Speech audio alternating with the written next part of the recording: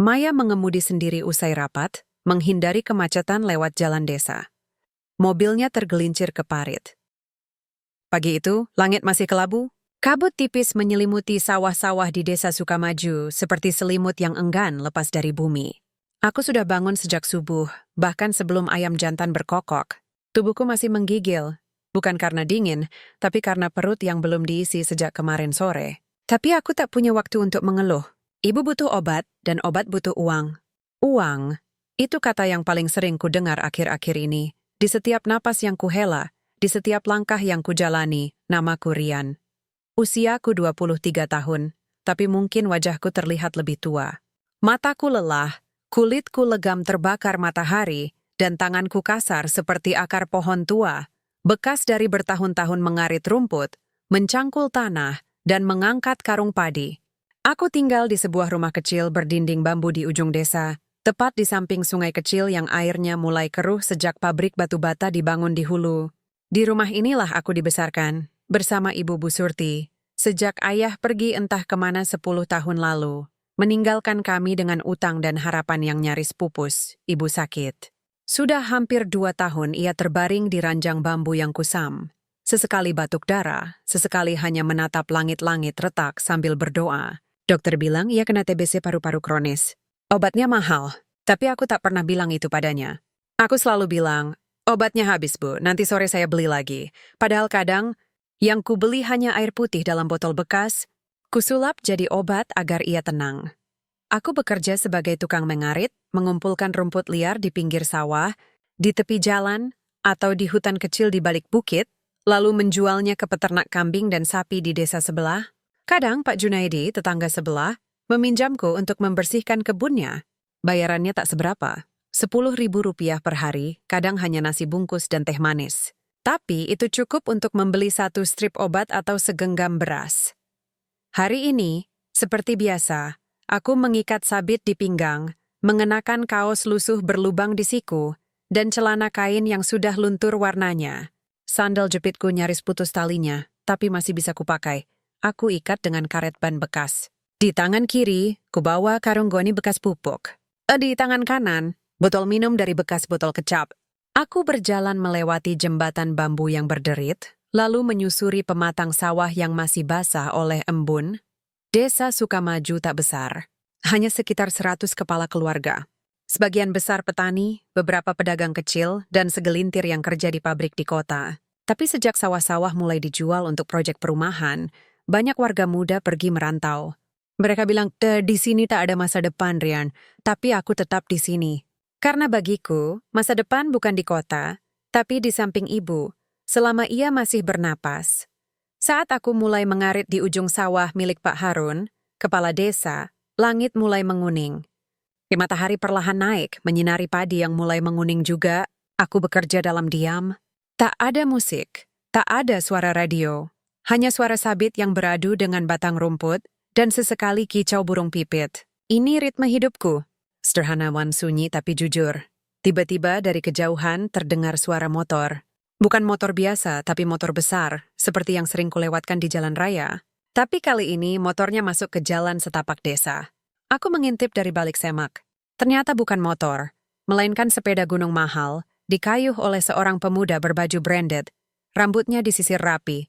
Earphone menempel di telinga. Rian. Panggilnya dari kejauhan, sambil melambai. Itu Dani, teman masa kecilku yang sekarang kerja di kota sebagai staf marketing di perusahaan properti. Ia pulang kampung setiap sebulan sekali, selalu dengan baju baru dan cerita tentang dunia luar. Lagi ngarit lagi? Kapan berhenti, Nian? Tanyanya sambil tertawa kecil, menghentikan sepedanya di pinggir sawah.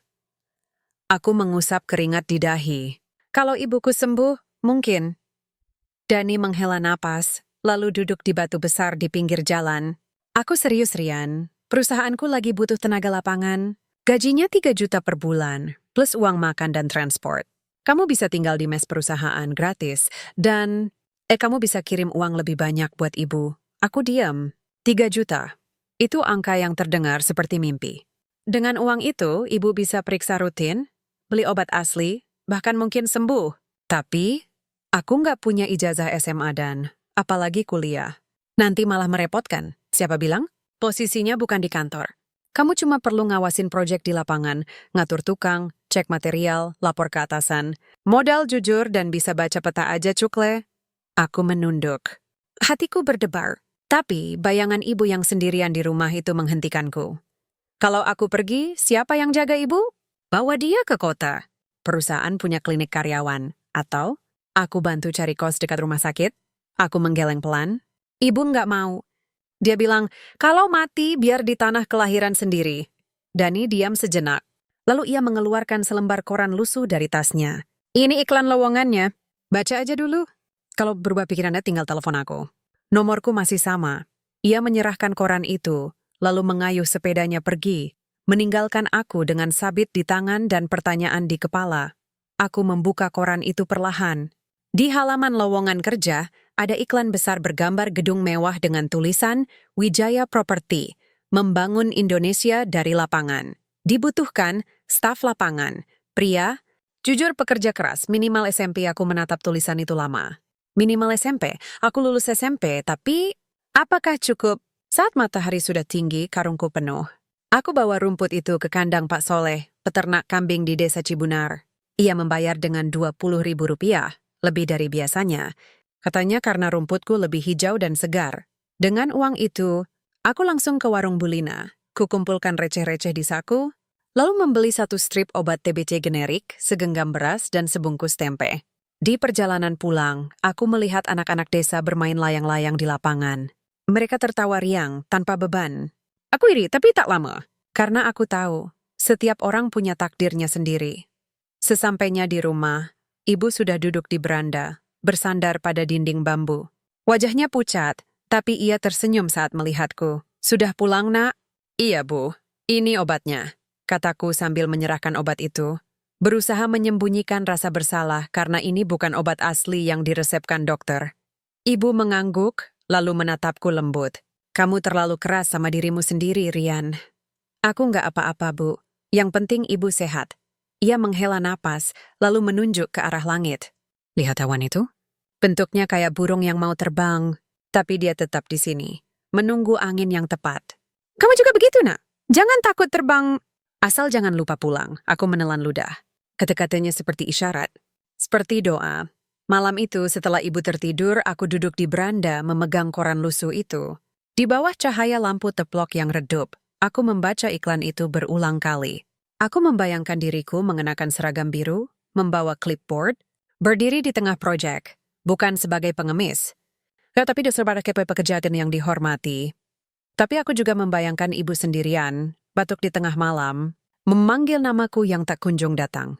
Aku menutup mata, berdoa. Ya Allah, kalau memang ini jalanmu, tunjukkan. Tapi kalau bukan, jangan biarkan aku mengecewakan ibu besok pagi. Kabut kembali turun. Dan aku kembali ke sawah, dengan sabit di tangan, harapan di dada, dan nama Wijaya Property yang terus bergema di kepala. Karena di desa kecil seperti ini, kadang 1 lembar koran lusuh bisa jadi pintu menuju takdir yang tak pernah kau bayangkan. Hari itu, Sabtu pagi, langit cerah tak berawan. Jarang terjadi di musim hujan seperti ini. Aku sudah selesai mengarit di sawah Pak Harun lebih awal dari biasanya. Rumputnya subur karena hujan semalam, jadi karungku cepat penuh. Aku berniat langsung ke rumah Pak Soleh untuk menyerahkan rumput, lalu pulang menemani ibu. Dokter bilang kondisinya agak membaik minggu ini, tapi tetap harus minum obat 3 kali sehari. Aku ingin memastikan ia makan pagi yang layak. Mungkin nasi hangat dengan telur dadar, kalau uangku cukup. Aku berjalan menyusuri pematang. Karung goni tergantung di bahu kiri, sabit di tangan kanan. Angin sepoi-sepoi membawa aroma tanah basah dan padi muda. Desa terasa damai. Anak-anak bermain gundu di bawah pohon rindang, ibu-ibu mencuci di sungai, dan suara bedok masjid dari kejauhan menandakan waktu zuhur hampir tiba. Tapi tiba-tiba, suara mesin menderu memecah ketenangan. Aku menoleh. Dari arah jalan raya desa, jalan tanah yang biasanya hanya dilalui truk pasir atau motor ojek, muncul sebuah mobil. Bukan mobil biasa. Ini mobil besar, hitam mengilap, dengan kaca gelap yang memantulkan cahaya matahari. Mobil itu melaju cepat, seolah pengemudinya tak tahu bahwa jalan desa ini sempit, berlubang dan penuh tikungan tajam. Wah, ini pasti orang kota nyasar, gumamku dalam hati. Mobil itu terus melaju, tapi tiba-tiba, bruk! Roda depannya terperosok ke parit kecil di sisi jalan, tepat di dekat tikungan tajam menuju sawahku. Mobil itu oleng, lalu berhenti miring, separuh badannya nyaris masuk ke sawah, mesinnya mati. Asap tipis mengepul dari kap mesin. Aku bergegas mendekat, hati berdebar. Jangan-jangan ada yang terluka. Dari dalam mobil, pintu pengemudi terbuka perlahan. Seorang perempuan keluar, tinggi, rambutnya diikat rapi, mengenakan blus putih bersih dan celana panjang hitam yang terlihat mahal. Sepatunya, sepatu kulit asli pasti harganya jutaan. Tapi wajahnya tampak lelah. Matanya sembab seperti habis menangis. Ia menatap mobilnya dengan ekspresi putus asa. Ada yang bisa saya bantu, Mbak? Tanyaku, berdiri agak jauh agar tak membuatnya takut. Ia menoleh. Matanya membesar sejenak, mungkin terkejut melihat penampilanku. Kaos lusuh, celana compang-camping, sandal jepit bolong, tapi itu cepat menyembunyikan ekspresinya. Mobil saya mogok dan terperosok, katanya, suaranya lembut tapi tegas. Saya coba lewat jalan pintas biar cepat ke Bandung, tapi salah arah. Aku mengangguk. Jalan ini memang jarang dipakai orang luar. Biasanya cuma warga desa. Ia menghela napas, lalu mencoba mendorong mobilnya. Tapi sia-sia. Mobil itu terlalu berat. Biarkan saya bantu, kataku. Tanpa menunggu jawaban, aku meletakkan karung dan sabit di pinggir jalan, lalu berlari ke rumah Pak Junaedi yang tak jauh. Aku pinjam tali tambang tebal yang biasa dipakai untuk menarik sapi. Lalu, dengan bantuan sebatang pohon kuat di pinggir sawah, aku mengikat tali itu ke bemper mobil. Ujung satunya kuhubungkan ke pelana kuda tua milik Pak Harun yang sedang merumput di dekat situ. Kuda ini kuat. Mbak, tapi kita harus hati-hati, kataku sambil menarik tali pelan. Perempuan itu mengangguk, lalu duduk kembali di kursi pengemudi, siap menginjak gas pelan begitu mobil mulai bergerak. Siap? Tanyaku, iya, aku menepuk pantat kuda pelan. Ayo jalan! Kuda itu menarik tali dengan tenaga penuh. Roda mobil berputar, lumpur beterbangan, tapi perlahan, sangat perlahan, mobil itu mulai naik dari parit. Setelah 3 kali tarikan, akhirnya roda depannya kembali ke jalan. Alhamdulillah, seruku pelan. Perempuan itu keluar lagi, kali ini dengan senyum lega di wajah. Terima kasih banyak. Siapa namamu? Rian, Mbak. Maya, jawabnya singkat, lalu membuka dompetnya. Ini untukmu. Sebagai tawan termuadil. Ia mengeluarkan selembar uang, 500.000 rupiah. Aku menggeleng. Nggak usah, Mbak. Saya cuma bantu. Lagian, kuda dan tali ini bukan punya saya. Tapi kamu yang usaha. Ambillah. Sungguh, nggak perlu. Kalau ibu saya tahu saya nerima uang cuma-cuma, dia marah. Maya terdiam sejenak. Matanya menatapku dengan campuran heran dan kagum. Kamu tinggal di sini? Tanyanya, menunjuk ke arah rumahku yang terlihat dari kejauhan. Iya, di ujung desa, dekat sungai. Ia mengangguk. Kalau butuh bantuan atau pekerjaan, cari saya di Wijaya Property. Di Bandung, aku terkejut. Wijaya Property? Itu perusahaan yang iklannya kubaca di koran lusuh milik Dani. Mbak Maya, pemilik Wijaya Property? Tanyaku pelan. Ia tersenyum tipis. CEO-nya, aku hampir tak percaya. Wanita di depanku ini, yang mobilnya mewah, pakaiannya rapi, wajahnya cantik, adalah bos besar yang namanya sering muncul di koran dan televisi, yang perusahaannya membangun apartemen dan pusat perbelanjaan di seluruh Jawa. Tapi sebelum aku sempat berkata apa-apa, Maya sudah masuk ke mobil, menyalakan mesin, dan pergi, meninggalkan aku berdiri di tengah sawah, dengan tali tambang di tangan dan pikiran yang kacau. Aku kembalikan tali ke Pak Junaedi, lalu bawa kuda ke kandangnya. Saat pulang, langkahku terasa berat. Bukan karena lelah, tapi karena sesuatu yang baru saja terjadi terasa seperti mimpi. Tapi mimpi itu berubah jadi mimpi buruk begitu aku sampai di warung Bulina. Rian! Tadi kamu ngapain sama janda kaya itu? Tanya Bulina sambil tertawa kecil. Aku terkejut. Janda? Iya, itu Maya Wijaya. Suaminya mati kecelakaan mobil tahun lalu. Sekarang jadi bos besar, tapi masih muda dan cantik. Katanya banyak yang mau nikahin tapi dia ogah. Saya cuma bantu mobilnya yang mogok, Bu. Iya. Bantu-bantu, sahut Bulina dengan nada menggoda. Tapi kok lama banget? Sampai ngobrol-ngobrol segala? Wajahku memerah. Nggak ngobrol lama, Bu, cuma sebentar. Tapi gosip itu menyebar cepat. Seperti api di musim kemarau. Sore itu, saat aku lewat di depan rumah Pak Sardi, anak-anaknya berteriak. Rian pacaran sama janda kaya. Di masjid beberapa bapak-bapak menatapku dengan tatapan aneh. Bahkan Bu RT datang ke rumahku, bertanya, "Rian, jangan sampai bikin malu desa ya. Janda itu statusnya sensitif." Aku hanya bisa diam, tak bisa menjelaskan. Karena di desa seperti ini, penjelasan sering dianggap sebagai pembenaran. Malam itu, ibu menatapku dengan mata penuh tanya. "Ada apa, Nak? Kenapa wajahmu murung?" Aku duduk di tikar pandan, menunduk. "Ibu, tadi saya bantu seorang perempuan. Mobilnya mogok di sawah. Terus?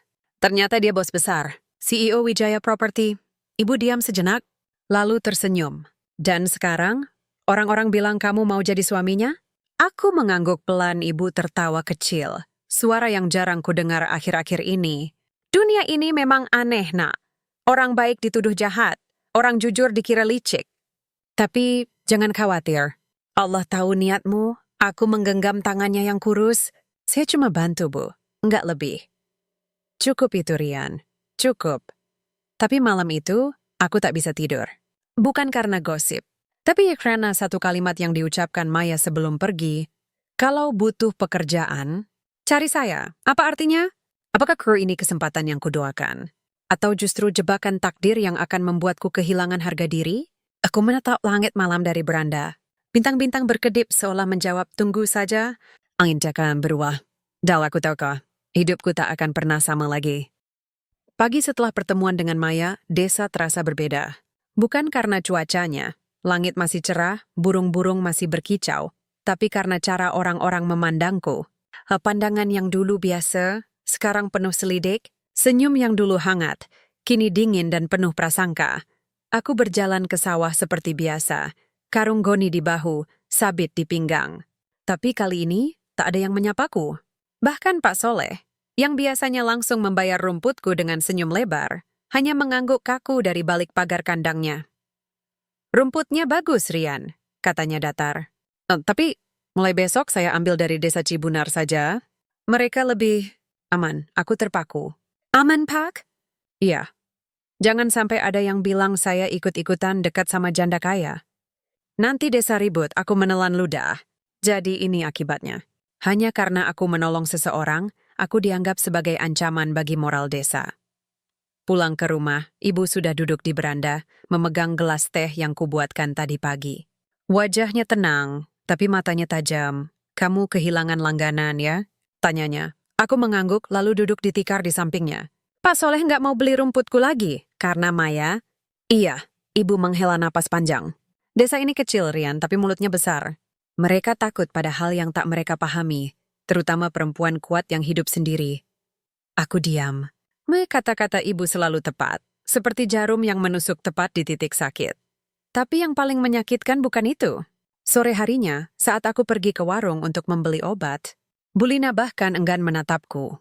"Obatnya habis, Rian," katanya. Sepadahal aku melihat strip obat TBC masih ada di rak belakang. "Tapi tadi pagi masih ada, Bu." "Ya habislah." "Banyak yang beli." Ia berpaling, sengaja menghindari mataku. Aku pulang dengan tangan hampa. Malam tuh ibu batuk lebih parah. Aku hanya bisa mengelus punggungnya, berharap demamnya tak naik. Tapi keesokan harinya, sesuatu yang tak kuduga terjadi. Saat aku sedang membersihkan halaman rumah, sebuah mobil hitam berhenti di depan gerbang bambuku. Jantungku berdebar. Aku kenal mobil itu. Itu mobil Maya pintu terbuka. Tapi kali ini, Maya tak sendirian. Ada seorang perempuan berjas putih, dokter, dan seorang pria membawa kotak medis. Maya turun, kali ini mengenakan celana jeans sederhana dan kaos polos. Rambutnya terurai, wajahnya tanpa riasan. Ia terlihat manusiawi. "Lelah, tapi tulus, boleh masuk?" tanyanya pelan. Aku mengangguk bingung. "Silakan, Mbak." Ia masuk lalu langsung menemui ibu yang terbaring di ranjang. Dokter itu memeriksa tekanan darah, mendengarkan paru-paru, lalu mencatat sesuatu di buku kecil. "Beliau butuh perawatan intensif," kata dokter itu pada Maya. "Dan obat yang lebih baik dari yang selama ini dikonsumsi." Maya mengangguk. "Siapkan resep lengkap. Dan mulai besok, obatnya dikirim setiap minggu." Lalu, ia menoleh padaku. "Rian, maaf saya datang tanpa izin. Tapi setelah dengar apa yang terjadi di desa ini, saya merasa perlu membantu." Aku terdiam. "Tapi, kenapa Mbak peduli?" Maya duduk di bangku bambu, menatapku lurus. "Karena kamu satu-satunya orang yang menolongku tanpa pamrih. Di dunia saya, semua orang punya agenda, tapi kamu bahkan menolak uang. Aku menunduk. Itu cuma prinsip, Mbak. Prinsip yang langka. Sebelum pergi, Maya menyerahkan sebuah amplop coklat tebal kepadaku. Ini bukan sedekah. Ini pinjaman. Untuk biaya pengobatan ibu. Nanti, kalau kamu kerja di perusahaan saya, bisa dicicil dari gaji. Aku ingin menolak. Tapi melihat wajah ibu yang pucat, aku mengangguk pelan. Terima kasih, Mbak. Mobil itu pergi. Tapi kehadirannya meninggalkan jejak yang lebih dalam dari sekadar debu di jalan tanah. Sayangnya, jejak itu tak hanya berupa harapan, tapi juga badai gosip baru. Tak sampai 1 jam, kabar itu menyebar. Rian dikunjungi janda kaya. Dikasih uang banyak. Mungkin sudah jadi simpanannya. Anak-anak melempar batu ke atap rumahku sambil tertawa. Pak RT datang memperingatkan, jangan bawa aib ke desa, Rian. Bahkan Bu Surti, tetangga sebelah yang dulu sering memberiku nasi, kini menutup pintu rapat saat aku lewat. Aku tak marah. Tapi hatiku perih. Bagaimana mungkin niat baik dihukum seperti kejahatan? Malam itu, ibu memegang tanganku erat. Jangan biarkan mereka merusak hatimu, nak, bisiknya. Orang jahat bukan yang menyakitimu, tapi yang membuatmu jadi jahat. Aku mengangguk, menahan air mata. Esok paginya, aku bangun lebih awal. Tak peduli siapa yang menjauhiku, aku tetap pergi ke sawah. Aku mengarit rumput sendirian, di bawah matahari yang mulai menyengat. Tak ada yang bicara padaku. Tapi aku tak peduli. Aku punya ibu yang butuh sembuh. Dan aku punya janji pada diriku sendiri untuk tetap jujur, sekalipun dunia memanggilmu penipu. Sore itu, saat aku pulang, ada surat kecil terselip di celah pintu bambu. Kertasnya putih bersih, tulisannya rapi.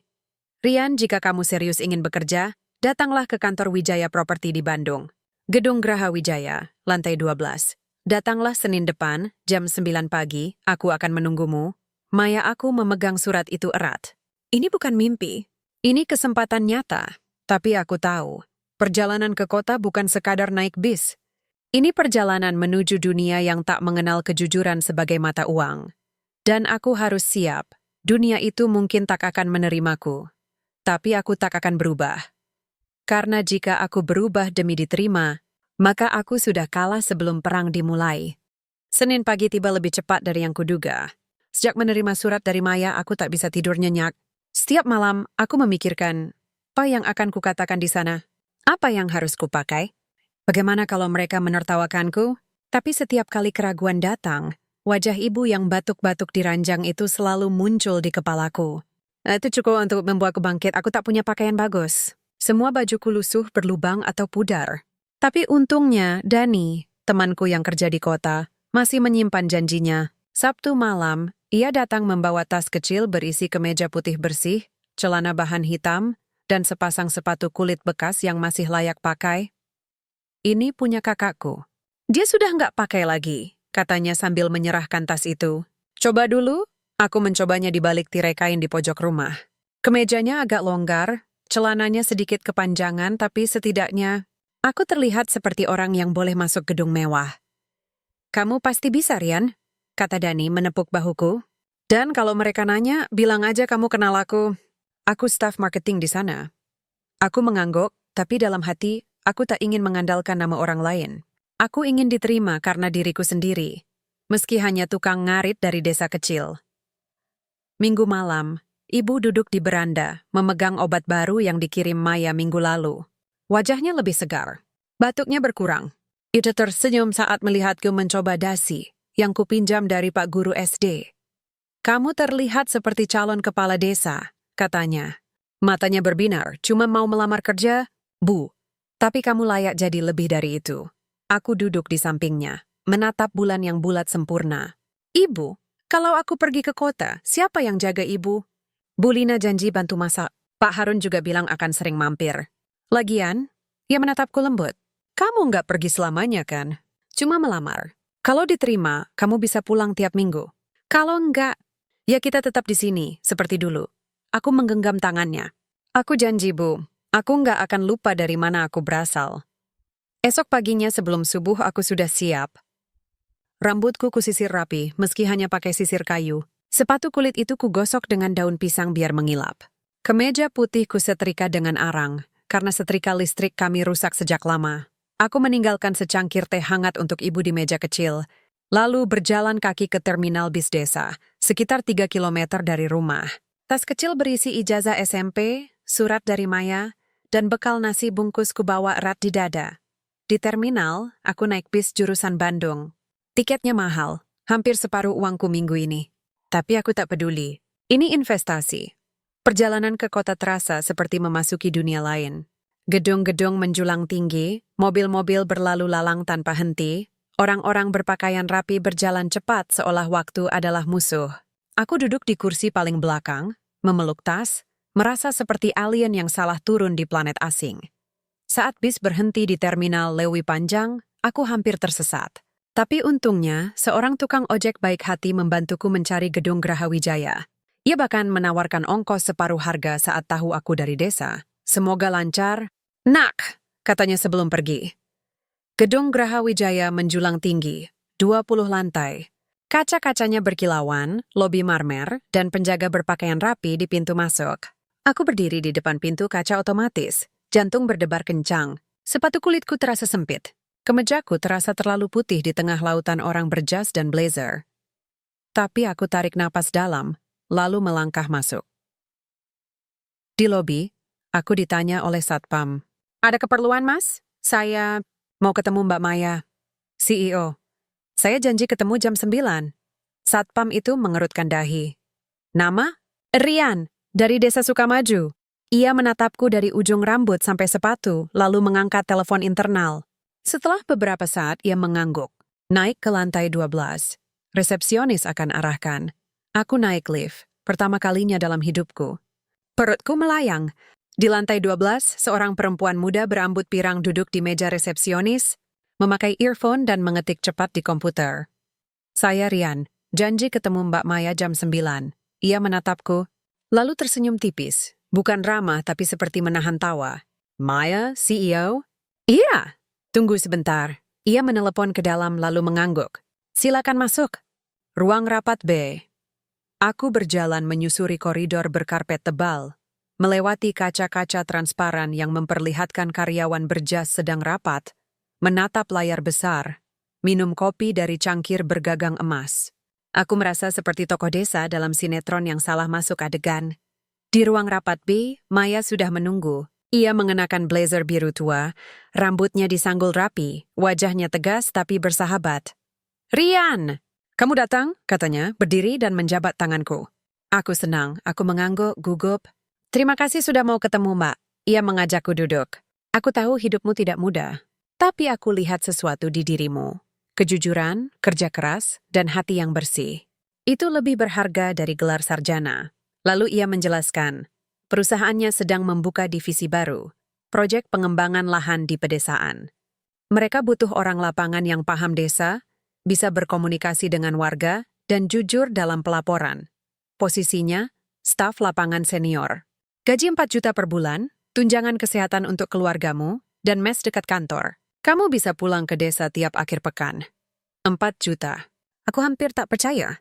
Dengan uang itu, ibu bisa berobat rutin, bahkan mungkin sembuh total. Tapi, saya cuma lulusan SMP, Mbak. Nggak bisa ngomong bahasa Inggris, nggak paham komputer. Kami akan latih kamu. Yang penting niat dan integritas.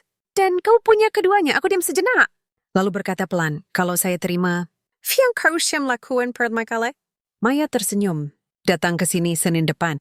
Resmi melamar, bawa ijazah dan KTP. HR akan proses berkas kamu. Aku mengangguk. Baik, Mbak. Saat pulang langkahku terasa ringan. Aku naik bis dengan senyum di wajah. Dunia kota tak lagi terasa menakutkan, karena kini aku punya tujuan. Tapi aku tak tahu bahwa harapan yang kubawa pulang hari ini akan dihancurkan oleh dunia yang sama yang kini kuperjuangkan untuk masuki. Karena di balik pintu emas itu, bukan semua orang percaya bahwa kebaikan layak dihargai, terutama jika datang dari tangan yang kasar dan kaki yang berdebu. Senin pagi tiba lagi, kali ini dengan beban yang lebih berat. Aku datang ke kota bukan sebagai tamu, tapi sebagai pelamar. Maya bilang datang resmi, bawa ijazah dan KTP. Jadi itulah yang kulakukan.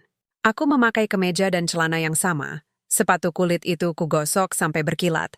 Dan ijazah SMP-ku kumasukkan ke dalam map plastik bening yang kubeli di warung kaki lima. Ibu mengantarkanku sampai ke jalan raya desa. Ia tak kuat jalan jauh, tapi ia bersikeras. Ini hari penting, nak, katanya sambil menepuk bahuku. Jangan takut. Allah selalu bersama orang yang jujur.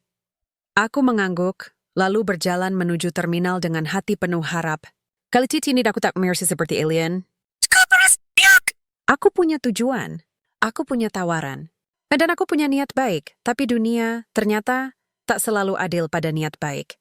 Saat tiba di gedung Geraha Wijaya, aku langsung menuju lobi. Satpam yang sama menyapaku dengan anggukan datar. Lantai 12, HRD, katanya singkat, seolah sudah tahu maksudku. Di lantai 12, suasana berbeda. Tak ada Maya. Hanya resepsionis yang sama, kali ini tanpa senyum sama sekali. Saya Rian, mau melamar kerja. Janji ketemu Mbak Maya, kataku, suara sedikit gemetar. Resepsionis itu menelepon ke dalam, lalu menunjuk ke arah ruang tunggu kecil. Tunggu di sana. Nanti dipanggil. Aku duduk di kursi empuk yang rasanya asing di pantatku. Di sekelilingku, pelamar lain datang. Semuanya rapi, berjas, membawa map tebal berisi CV, sertifikat pelatihan, bahkan portofolio digital. Aku menunduk memeluk map plastik murahku yang hanya berisi ijazah SMP dan fotokopi KTP. Setelah menunggu hampir 1 jam, seorang perempuan keluar dari ruang dalam. Tinggi, rambutnya diwarnai coklat, memakai blazer ketat dan sepatu hak tinggi. Namanya tertera di name tag, Dinda, HR Manager. Matanya menyapu ruangan, lalu berhenti di diriku. Ekspresinya berubah, dari profesional menjadi jijik. Kamu yang mau melamar? Tanyanya suaranya dingin. Iya mbak, nama saya Rian. Ia mendekat, lalu mengambil mapku tanpa izin. Matanya menyipit saat melihat ijazah SMP. Ini serius? Oh, kamu dikira perusahaan ini tempat penampungan gelandangan? Aku terkejut. Saya diundang oleh Mbak Maya, CEO. Dinda tertawa. Tertawa nyaring yang membuat pelamar lain menoleh.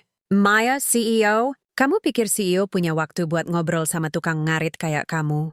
Tapi minggu lalu saya ketemu beliau di sini. Beliau bilang, cukup. Potongnya, melempar mapku ke lantai. Kami tidak menerima pelamar tanpa minimal SMA. Apalagi yang datang pakai sepatu bekas dan kemeja pinjaman.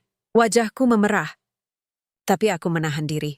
Saya cuma ingin kerja, Mbak, bukan minta sedekah. Ah, jangan pura-pura suci. Serunya suaranya makin keras.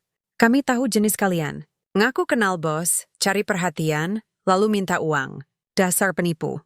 Beberapa staf di sekitar mulai menatapku dengan curiga. Setelah satu satpam bahkan mendekat. Kalau nggak pergi sekarang, kami panggil polisi, ancam Dinda. Aku menatapnya, lalu perlahan membungkuk mengambil mapku. Kertas ijazahku terinjak. Ada bekas sepatu hak di atas foto kecilku waktu SMP. Tanpa berkata apa-apa, aku berbalik dan berjalan keluar. Langkahku berat, tapi punggungku tetap tegak. Aku tak menangis. Aku tak marah. Aku hanya hancur. Di lobi, satpam menatapku dengan tatapan iba. Dami tambir media apa? Di luar gedung, matahari menyengat, tapi tubuhku terasa dingin. Aku duduk di trotoar dekat halte, memeluk map itu erat. Orang-orang lewat, sibuk dengan urusan mereka. Tak ada yang peduli. Tak ada yang tahu bahwa di dalam map ini, ada harapan seorang ibu yang sakit, dan mimpi seorang anak desa yang ingin membuktikan bahwa kejujuran itu cukup. Aku tak tahu berapa lama duduk di sana. Sampai akhirnya, aku sadar. Bis pulang ke desa akan segera berangkat. Aku harus pulang. Ibu pasti menunggu. Di perjalanan pulang, aku tak menatap keluar jendela. Aku menunduk memegang ijazahku yang kusut. Aku ingat kata-kata Maya. Kamu layak. Tapi dunia di balik pintu emas itu berkata sebaliknya. Saat tiba di desa, langit sudah gelap. Aku berjalan pelan menuju rumah, berharap ibu sudah tidur, agar tak melihat wajahku yang patah. Tapi ibu masih duduk di beranda, menatap jalan. Nak? Panggilnya lembut, aku menghampiri, lalu duduk di tikar. Tak bisa berkata apa-apa, ibu memegang tanganku. Ditolak ya? Aku mengangkok, air mata akhirnya jatuh. Mereka bilang saya penipu, Bu. Bilang saya nggak layak. Ibu mengusap pipiku. Lalu, apakah kamu jadi penipu? Tidak, Bu. Apakah kamu berhenti jadi jujur? Tidak. Kalau begitu, kamu tetap layak. Bahkan lebih layak dari mereka yang menilai manusia dari kertas dan sepatu. Aku menangis dalam pelukannya. Bukan karena malu, tapi karena lega. Lega masih punya ibu yang percaya padaku, meski dunia menolak. Malam itu, aku berjanji pada diriku sendiri. Aku tak akan kembali ke kota itu. Aku tak akan meminta belas kasihan. Aku akan tetap ngarit, tetap jujur, tetap membantu ibu. Karena harga diriku bukan diukur oleh gedung tinggi, tapi oleh hati yang tak pernah berbohong. Tapi yang tak ku ketahui saat itu, takdir sedang menyiapkan panggung baru, di mana kebaikanku yang dihina hari ini akan menjadi cahaya yang menyelamatkan nyawa dan mengubah segalanya.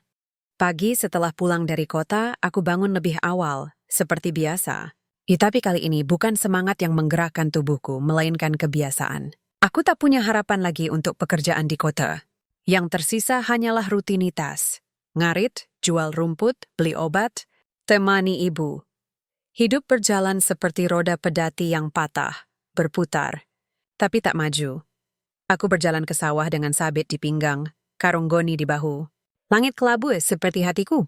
Tapi yang lebih kelabu adalah tatapan warga saat aku melewati kampung. Sejak kabar Rian ditolak di kantor Maya menyebar, entah siapa yang bocorkan, desa kembali menghakimiku. Kali ini dengan nada ejekan yang lebih pedas. Katanya mau jadi bos, malah diusir. Teriak Pak Sardi dari teras rumahnya sambil tertawa bersama teman-temannya. Anak-anak kecil mengejarku sambil berteriak, "Penipu! Penipu!" Di warung Bulina, seorang ibu berkata lantang, "Jangan kasih dia kerjaan lagi. Nanti malah bawa sial." Aku diam. Aku tak membela diri. Karena di desa seperti ini, pembelaan dianggap sebagai keangkuhan. Lebih baik diam, biar waktu yang bicara. Tapi yang paling menyakitkan datang dari orang yang dulu kupercaya. Pak Harun, kepala desa sore itu, saat aku sedang membersihkan parit dekat rumahnya, kerja sukarela yang biasa kulakukan, ia keluar dengan wajah muram. "Rian," katanya, suaranya datar. "Mulai besok, jangan kerja di sawahku lagi." Aku terhenti. "Kenapa, Pak?" "Karena kamu bawa aib ke desa. Katanya kamu ngaku-ngaku kenal CEO, padahal cuma tukang ngarit. Sekarang semua orang di desa sebelah nanya, kok warga suka maju pada bohong?" Aku menatapnya, tak percaya. "Saya nggak bohong, Pak. Saya benar-benar ketemu Mbak Maya. Beliau yang undang saya." Sudahlah. Potongnya, berbalik masuk rumah. "Cukup, jangan rusak nama baik desa." Pintu rumahnya dikunci keras. Aku berdiri di sana, tangan masih memegang cangkul, hujan rintik-rintik mulai turun. Pulang ke rumah, ibu langsung tahu sesuatu terjadi. Ia tak bertanya, ia hanya menatapku, lalu berkata pelan, "Dunia ini suka menguji dua kali, Nak. Pertama saat kamu naik. Kedua ada saat kamu jatuh." Aku duduk di tikar lelah. "Saya capek, Bu, capek dihina terus. Tapi kamu nggak capek jadi baik, kan?" Aku menggeleng. "Nggak, Bu. Kalau begitu kamu belum kalah." Malam itu, hujan deras. Petir menyambar-nyambar. Ibu batuk lebih parah. Aku ingin membawanya ke puskesmas, tapi motor pinjaman sedang rusak, dan tak ada yang mau meminjamkan kendaraan. "Takut kena sial," kata mereka. Aku duduk di samping ranjang, memegang tangannya yang dingin. Aku padu sepanjang malam. Bukan minta kaya, bukan minta dihormati. Cuman minta satu hal, ya Allah, jangan biarkan ibu pergi sebelum aku bisa membahagiakannya. Esok paginya, hujan reda, tapi desa tetap dingin. Aku kembali ke sawah, bukan milik Pak Harun, tapi ke hutan kecil di balik bukit, tempat rumput liar tumbuh subur tanpa pemilik. Di sana aku bebas. Tak ada yang menghina, tak ada yang menatapku dengan curiga. Hanya burung, angin, dan tanah yang setia. Aku bekerja dalam diam. Setiap tebasan sabit, kurasakan seperti memotong rasa malu. Setiap ikat rumput, kubayangkan sebagai tali pengikat harapan yang belum putus. Sore harinya, saat aku membawa rumput ke desa Cibunar, karena Pak Soleh benar-benar tak mau menerima lagi, seorang peternak tua. "Pak Jumadi," memanggilku. "Rian kemarilah, aku ragu." Tapi mendekat, ia menyerahkan uang 20.000. Lalu berkata pelan, "Jangan dengar omongan orang. Nak, saya tahu kamu anak baik. Ayahmu dulu juga begitu, jujur sampai dianggap bodoh." Aku terkejut. "Pak Jumadi kenal ayah saya?" "Iya, dia pernah selamatkan sapi saya dari banjir." "Nggak minta bayaran." "Sama sepertimu." Air mataku hampir jatuh, tapi aku tahan. Karena di tengah badai penghinaan, ternyata masih ada yang melihat cahaya. Pulang ke rumah, ibu sudah duduk di beranda, memegang secangkir teh hangat. Wajahnya lebih segar. Batuknya reda. "Ada yang baik padamu hari ini?" tanyanya. Aku mengangguk. "Satu orang, Bu. Cukup." Satu orang yang percaya lebih berharga dari 1000 yang meragukan. Aku duduk di sampingnya, menatap langit senja yang jingga. Aku tak tahu apa yang akan terjadi besok. Tapi aku tahu satu hal, aku tak akan berhenti bekerja. Aku tak akan berhenti membantu. Dan aku tak akan pernah membenci mereka yang membenciku. Karena kebencian hanya akan membuatku seperti mereka. Tapi malam itu saat aku tertidur, mimpi buruk datang. Aku bermimpi ibu pergi. Dan aku tak bisa berbuat apa-apa, karena tanganku terikat oleh prasangka, dan mulutku disumpal oleh ejekan. Aku terbangun berkeringat. Di luar, hujan kembali turun. Dan di kejauhan, suara klakson mobil sekolah terdengar samar, tanda bahwa esok hari takdir akan berputar, lebih cepat dari yang kuduga. Hujan turun sejak subuh. Bukan hujan biasa, tapi hujan deras yang membuat langit kelabu pekat dan jalan-jalan desa berubah jadi kubangan lumpur. Aku bangun lebih awal, seperti biasa, meski malam sebelumnya sulit tidur. Mimpi buruk tentang ibu masih menghantui, tapi aku tak punya waktu untuk takut. Perut harus diisi, obat harus dibeli, dan rumput harus dikumpulkan. Karena Pak Jumadi di desa Cibunar masih mau menerima rumputku. Meski cuma sedikit, aku mengenakan jas hujan plastik bekas, memakai sandal jepit yang kusambung dengan karet ban, lalu berangkat ke hutan kecil di balik bukit. Di sana, rumput masih tumbuh subur, terlindung oleh pepohonan rindang. Aku bekerja dalam hujan, tubuh basah kuyup, tangan gemetar karena dingin. Tapi aku tak peduli. Selama masih bisa bergerak, aku harus terus bergerak. Sekitar jam 10 pagi, hujan mulai reda. Aku mengikat karung terakhir, lalu berjalan pulang menyusuri jalan setapak yang licin. Di kejauhan, terdengar suara mesin, bukan traktor tapi mobil. Aku mengenali suara itu. Mobil sekolah milik SD Negeri Sukamaju. Setiap pagi, mobil itu menjemput anak-anak dari desa tetangga. Tapi kali ini, suaranya aneh. Seperti mobil yang kehilangan kendali. Aku mempercepat langkah. Saat tiba di tikungan tajam dekat jembatan bambu, jembatan yang sudah rapuh sejak banjir tahun lalu, aku melihat sesuatu yang membuat jantungku berhenti. Mobil sekolah itu tergelincir. Roda belakangnya terperosok ke selokan, lalu mobil itu oleng, terguling pelan, dan jatuh ke sungai kecil di bawah jembatan. Airnya tak terlalu dalam, sekitar 1 meter. Tapi arusnya deras karena hujan. Di dalam mobil itu? Anak-anak. Sekitar 8 orang, usia 6-10 tahun, menjerit ketakutan, terjebak di dalam kabin yang mulai tenggelam. Tanpa berpikir, aku melempar karung, lalu berlari ke tepi sungai. Jangan panik. Saya bantu.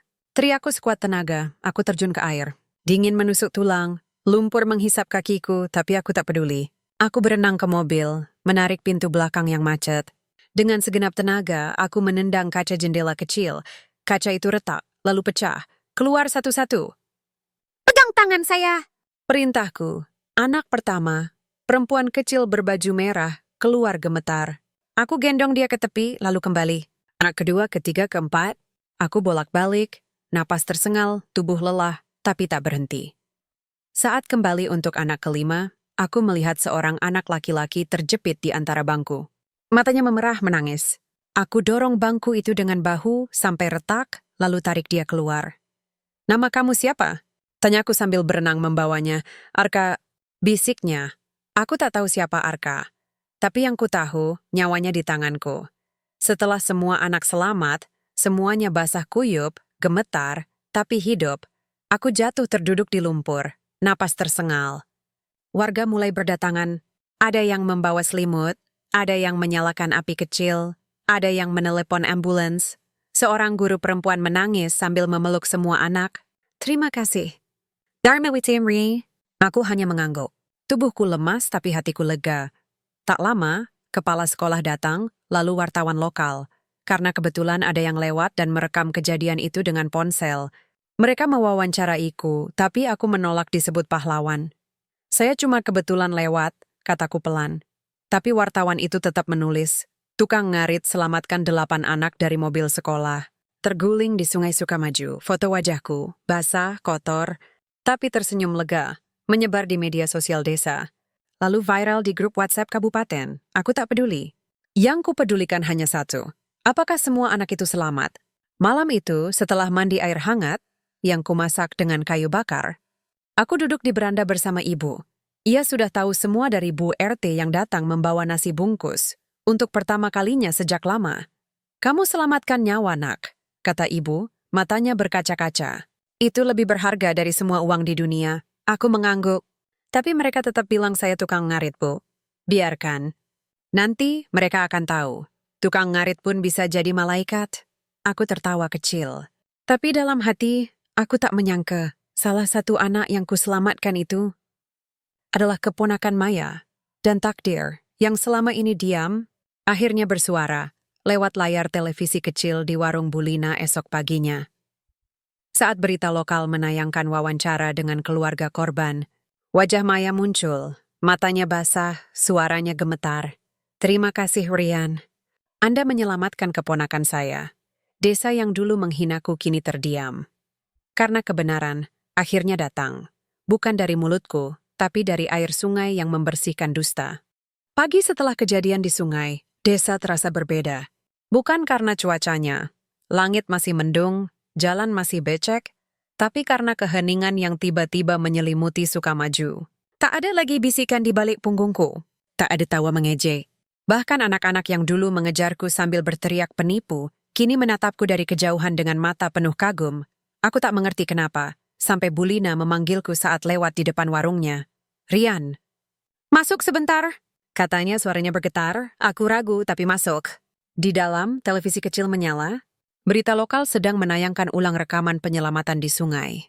Tapi kali ini, ada wawancara baru. Layar menampilkan wajah Maya, tidak seperti biasanya. Riasannya luntur, matanya bengkak, rambutnya acak-acakan. Ia berdiri di rumah sakit, memeluk seorang anak laki-laki kecil. Arka. Saya Maya Wijaya, CEO Wijaya Property, katanya. Suaranya parau. Dan anak ini, keponakan saya satu-satunya. Kalau bukan karena keberanian seorang pemuda desa bernama Rian, saya mungkin kehilangan dia selamanya. Jantungku berhenti. Bulina menatapku, matanya berkaca-kaca. Kamu selamatkan keluarga bos besar itu? Aku hanya mengangguk, tak mampu berkata apa-apa. Berita itu menyebar lebih cepat dari gosip buruk. Dalam hitungan jam, seluruh desa tahu, Rian bukan penipu. Rian bukan penggoda janda kaya. Rian adalah pahlawan yang menyelamatkan nyawa keponakan CEO perusahaan terkenal di Jawa Barat. Tapi aku tak sempat memproses semua itu. Karena siang itu, saat aku sedang membersihkan luka lecet di kaki akibat gesekan kaca mobil, suara mobil mewah kembali menggema di jalan tanah depan rumahku. Aku keluar, jantung berdebar, mobil hitam itu berhenti. Pintu terbuka. Maya turun, kali ini tanpa blazer, tanpa sepatu hak. Ia mengenakan celana jeans dan kaos sederhana, rambutnya terurai, wajahnya tanpa riasan. Tapi matanya penuh air mata. Di belakangnya Arka berlari kecil, lalu memelukku erat. Terima kasih, Kak Rian. Katanya, suaranya cempreng tapi tulus. Aku membalas pelukannya, lalu menatap Maya. Mbak, sehat? Ia mengangguk, lalu menarik napas dalam. Saya datang bukan sebagai CEO. Saya datang sebagai bibi yang hampir kehilangan keponakannya. Desi warga orang yang sangat menyesal. Menyesal? Karena saya percaya pada sistem saya. Api lupa menilai manusia dengan hati. Ia menatapku, lalu berkata pelan. Saya sudah pecat Dinda. Dan semua staf HR yang mengusirmu. Aku terkejut. Tapi itu pekerjaan mereka, Mbak. Tidak. Pekerjaan mereka adalah menjaga integritas perusahaan. Dan mereka gagal karena menilaimu dari penampilan bukan dari hati. Maya lalu menyerahkan sebuah amplop tebal. Ini bukan uang. Ini surat pengangkatan resmi. Kamu diangkat sebagai kepala divisi lapangan dengan gaji dan tunjangan penuh. Mulai minggu depan, aku tak menyentuh amplop itu. Tapi, saya nggak mau posisi tinggi, Mbak. Saya cuma butuh kesempatan kerja yang halal. Maya tersenyum. Senyum yang tulus. Pertama kalinya kulihat. Saya tahu. Tapi kali ini, keputusan ini bukan karena belas kasihan. Tapi karena kamu layak. Lebih layak dari siapapun di kantor saya. Warga desa mulai berkerumun. Mereka datang diam-diam, dari balik pagar, dari balik pohon, ingin melihat dengan mata kepala sendiri. Apakah janda kaya itu benar-benar datang untuk Rian?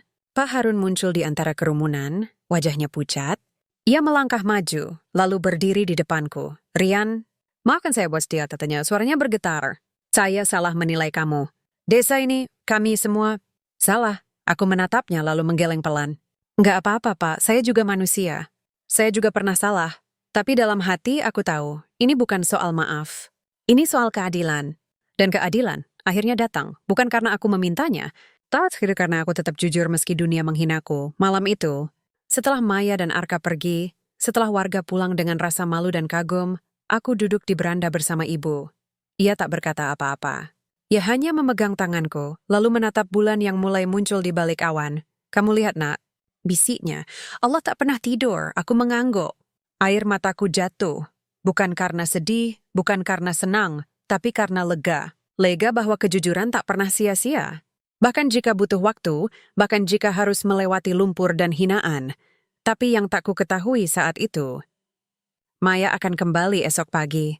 Bukan sendirian, tapi dengan seluruh staf perusahaan dan di depan seluruh desa, ia akan memberiku panggung. Untuk membuktikan bahwa kebaikan adalah kualifikasi tertinggi dalam memimpin manusia. Pagi itu matahari bersinar terang, seolah langit ikut merayakan keadilan yang akhirnya datang. Aku baru saja selesai membantu ibu minum obat pagi ketika suara mobil berderu dari kejauhan. Bukan 1, tapi 5, 6, bahkan 7 mobil mewah berhenti berjejer di depan rumahku yang kecil, berdinding bambu dan beratap daun kelapa. Warga desa langsung berhamburan. Anak-anak berlari, ibu-ibu meninggalkan panci di dapur, bapak-bapak menghentikan cangkul di tengah sawah. Semua ingin tahu apa yang terjadi. Maya turun dari mobil pertama, kali ini mengenakan blazer biru tua, seragam resmi CEO, tapi wajahnya tetap tenang, matanya tegas namun hangat. Di belakangnya, puluhan orang berjas rapi turun dari mobil-mobil lain, staf HR, manajer project, bahkan direktur operasional. Mereka semua membawa map, laptop, dan wajah penuh rasa bersalah. Tapi yang paling mengejutkan, Dinda juga ada di sana. Wajahnya pucat, matanya sembab, rambutnya tak diwarnai lagi. Ia berdiri paling belakang, menunduk, seperti tak berani menatapku. Maya berjalan mendekatiku, lalu berhenti tepat di depan pintu bambuku. Ia tak masuk. Ia menunggu, seperti memberi ruang agar semua warga bisa menyaksikan. "Rian," katanya, suaranya lantang tapi lembut. "Kemarin, saya menawarkanmu posisi kepala divisi lapangan. Tapi saya datang hari ini bukan hanya untuk mengulangi tawaran itu." Ia menoleh ke arah kerumunan warga, lalu ke arah stafnya. "Saya datang untuk memperbaiki kesalahan, dan untuk menunjukkan pada semua orang, di kota maupun di desa, bahwa nilai seorang manusia bukan diukur dari ijazah, pakaian, atau asal-usulnya, tapi dari hatinya." Lalu ia menatapku lagi. "Jadi, di depan semua orang ini, saya resmi menawarkanmu jabatan tertinggi di divisi lapangan kami. Gaji 8 juta per bulan, tunjangan penuh untuk ibu, rumah dinas di kota, dan hak suara dalam rapat direksi. Kamu akan memimpin ratusan orang." Kerumunan terdiam. Bahkan angin seolah berhenti berhembus. Aku menatap Maya, lalu menatap wajah-wajah di sekitarku. Pak Harun yang menunduk malu, Bulina yang menangis diam-diam, anak-anak yang memandangku seperti pahlawan, dan Dinda yang gemetar di belakang. Aku tarik napas dalam. Lalu, pelan tapi tegas, "Hampir sudah sedikit makina Mbak Maya, tapi saya menolak, semua terkejut." Bahkan Maya mengerjap, "Saya tidak butuh jabatan, Bu. Lanjutku, suaraku tenang. Saya tidak butuh rumah mewah atau gaji besar. Saya cuma butuh satu hal. Diberi kesempatan kerja yang halal. Dan bisa terus membantu orang tua saya." Aku menatap ibu yang duduk di beranda, matanya berkaca-kaca. Saya tukang ngarit, tapi saya juga manusia. Dan manusia seperti saya cukup dihargai sebagai pekerja, bukan diangkat jadi simbol. Maya diam sejenak. Lalu perlahan senyum haru merekah di wajahnya. Air matanya jatuh, tapi ia tak mengusapnya. Ia berbalik menghadap semua orang, lalu berkata dengan suara yang menggema, "Dengarlah ini, semua. Orang seperti Rian, yang disakiti tapi tak membalas, yang dihina tapi tetap menolong, yang ditolak tapi tak berhenti bekerja, adalah orang yang seharusnya memimpin. Bukan karena dia pintar bicara, tapi karena dia tahu arti tanggung jawab. Bukan karena dia punya gelar, tapi karena dia punya hati." Kerumunan terdiam. Lalu satu persatu mereka mulai bertepuk tangan. Pak Harun menangis. Bulina mengangguk-angguk. Anak-anak berteriak, "Hidup Kak Rian." Bahkan Dinda dengan suara pelan berkata, "Maafkan saya." Maya kembali menatapku.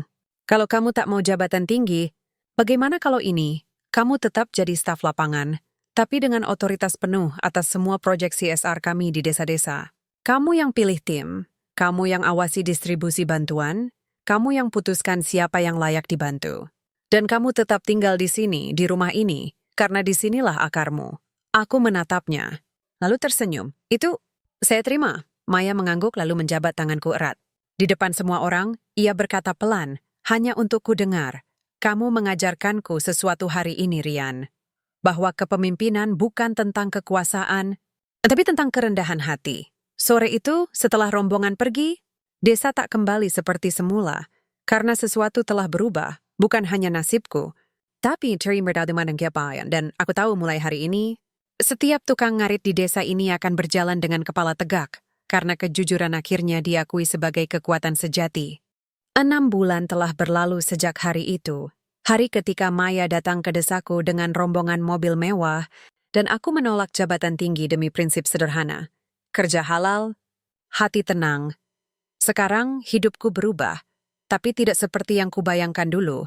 Aku tidak pindah ke kota, tidak tinggal di rumah dinas mewah, tidak mengenakan jas setiap hari.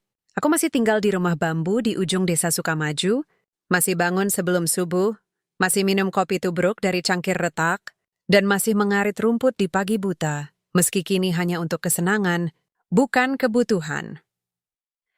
Sejak diangkat sebagai koordinator lapangan program CSR Wijaya Property untuk wilayah pedesaan Jawa Barat, tugasku bukan duduk di kantor ber-AC, tapi turun ke lapangan, mengunjungi desa-desa terpencil, menilai kebutuhan warga, mendistribusikan bantuan, bibit padi, obat, alat pertanian, bahkan beasiswa untuk anak-anak putus sekolah. Aku bekerja dengan tim kecil yang kupilih sendiri, mantan tukang ojek, guru honorer, dan 2 pemuda desa yang dulu sering mengejarku sambil menertawakan. Mereka sekarang memanggilku Kak Rian, bukan dengan ejekan tapi dengan rasa hormat. Perusahaanku, ya, aku mulai menganggapnya milikku juga. Kini punya program baru, Desa Mandiri, yang menggabungkan pembangunan infrastruktur dengan pemberdayaan ekonomi lokal. Dan semua keputusan lapangan, Maya serahkan padaku. Ia bahkan bilang, kalau Rian setuju, saya setuju, ibu sembuh. Benar-benar sembuh. Paru-parunya pulih perlahan berkat pengobatan rutin yang kini ditanggung perusahaan. Ia kembali ke kebun kecil di belakang rumah, menanam cabai dan tomat. Kadang Ci duduk di beranda sambil menganyam tikar, tersenyum melihatku menerima telepon dari kantor pusat. Masih pakai sandal jepit, celana kain dan kaos lusuh, kamu tetap jadi dirimu? Nak, katanya suatu sore. Itu yang paling penting, aku mengangguk. Karena memang itulah janjiku pada diriku sendiri. Jangan pernah berubah demi diterima dunia. Maya sering datang ke desa, bukan lagi sebagai CEO, tapi sebagai sahabat. Ia membawa Arka setiap bulan, dan anak itu selalu membawaku hadiah. Gambar diriku sebagai pahlawan sungai. Atau mainan mobil kecil yang katanya mirip mobil sekolahku dulu. Kami duduk di beranda, minum teh jahe, bicara tentang rencana proyek, atau sekadar tertawa tentang betapa kacau rapat direksi tanpa aku di sana. Ia bilang, kantor jadi sepi tanpa suara jujur. Suatu hari, Pak Harun datang membawa surat resmi. Ia kini menjabat sebagai Ketua BUMDes, Badan Usaha Milik Desa, yang didirikan atas usulanku. Di surat itu tertulis, dengan ini, Desa Sukamaju secara resmi mengangkat Rian sebagai penasihat pembangunan dan pemberdayaan masyarakat. Aku tertawa. Saya cuma tukang ngarit, Pak. Tapi kamu tukang ngarit yang mengangkat derajat desa ini, jawabnya serius. Karena kamu, investor mulai datang. Karena kamu, anak-anak muda tak malu lagi jadi petani. Karena kamu, kejujuran jadi tren. Aku tak tahu harus berkata apa. Tapi aku tahu satu hal. Semua ini bukan karena aku hebat, tapi karena aku tak menyerah, meski dihina, meski ditolak, meski hampir putus asa. Kini, setiap Sabtu pagi, aku mengadakan pelatihan lapangan di balai desa. Pemuda-pemudi datang belajar cara mengelola lahan, membuat pupuk organik, bahkan presentasi proyek, karena aku percaya petani masa depan harus melek teknologi, tapi tetap punya hati desa. Di dinding balai, ada spanduk besar bertuliskan, kebaikan tak butuh gelar, tapi butuh keberanian. Dan di bawahnya, fotoku, masih dengan kemeja lusuh, sabit di tangan, berdiri di tengah sawah, menjadi pengingat bagi siapapun yang lewat. Derajat manusia bukan diukur dari dompet atau jabatan, Tapi dari seberapa banyak ia bersedia menolong tanpa pernah meminta imbalan.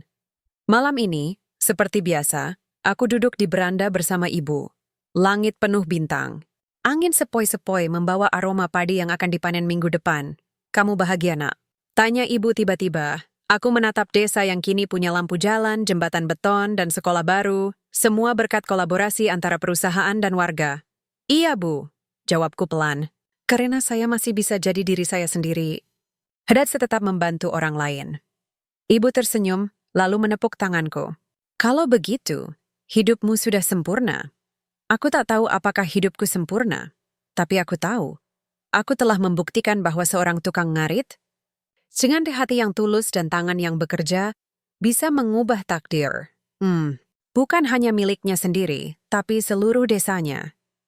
Dan di tengah gemerlap dunia yang terus mengejar kekayaan, kisahku menjadi pengingat kecil bahwa kejujuran, kerendahan hati, dan kebaikan adalah kekayaan sejati yang tak pernah bisa dibeli, tapi selalu dihargai oleh waktu.